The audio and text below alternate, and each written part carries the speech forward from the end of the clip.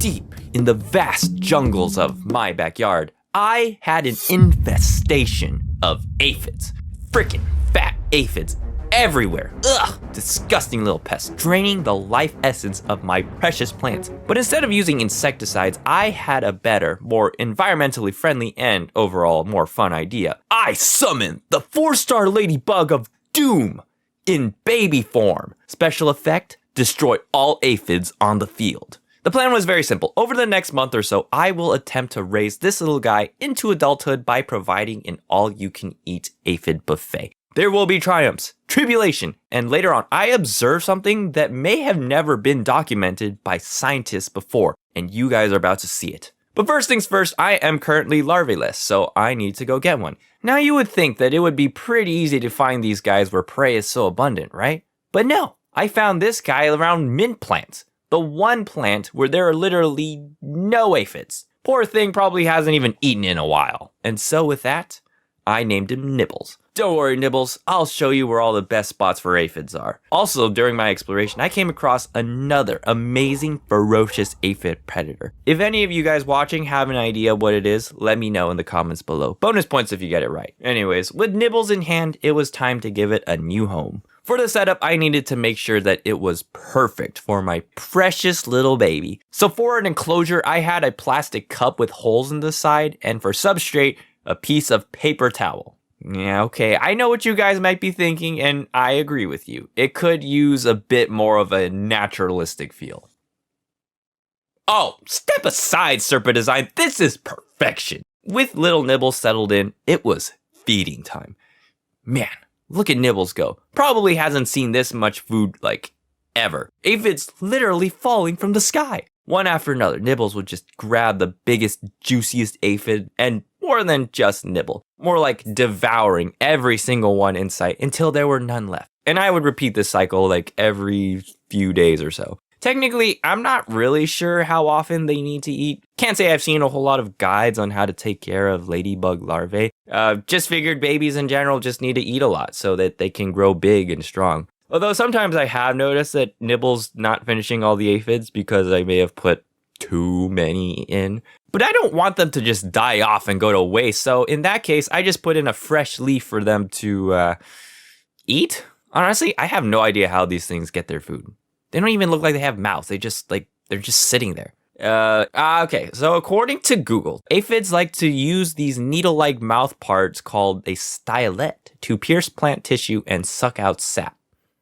Ah, okay. The more you know, I guess. So as time went on, Nibbles just kept getting bigger and bigger until one day I came across this site. Oh, that's new. Could Nibbles be evolving? I waited a few more hours before checking on Nibbles, and that's when I started to panic. See, instead of seeing a freshly evolved, proper ladybug, all I saw was this dark, emotionless blob. I may not have any experience raising ladybug larvae, but I know a thing or two about raising nymphs and mist-molts. And this kind of looked like it was trying to come out of the shell and then got stuck, and then the exoskeleton just hardened and now it's dead. Unfortunately, it happens so many times and it is a constant worry of mine. So seeing this, I immediately started to fear the worst case scenario. And this, dear viewer, is a classic example of me being stupid. Because what is happening is actually very natural. Nibbles is going through metamorphosis and will emerge after a few weeks or so.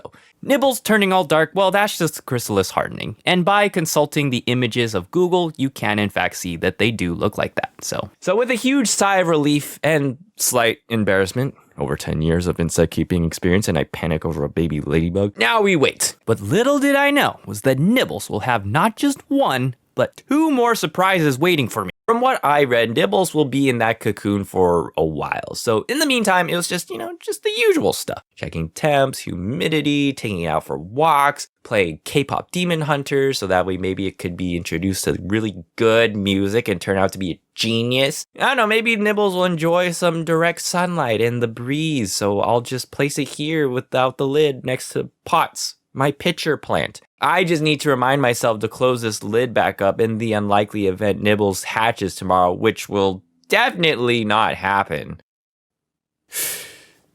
Okay, so not only did I forget to close the lid, but Nibbles decided to come out much earlier than I thought and is now loose in this entire house. And I don't know if you know this, but ladybugs are not that big. Could literally be anywhere. Okay, well, let's not panic. I am a newly hatched ladybug.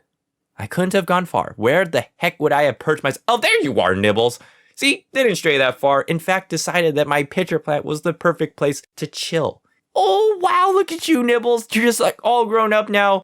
Okay, but just carefully get down from there. That is not a slide into a pool you want to try. Oh, also, I totally forgot about this, so it'll be kind of like surprise number 3, but Nibbles was different than like all the other ladybugs in the garden. See, all the wild ones were orange with no spots, but Nibbles was yellowish with lots of spots. Yellowish, or should I say golden?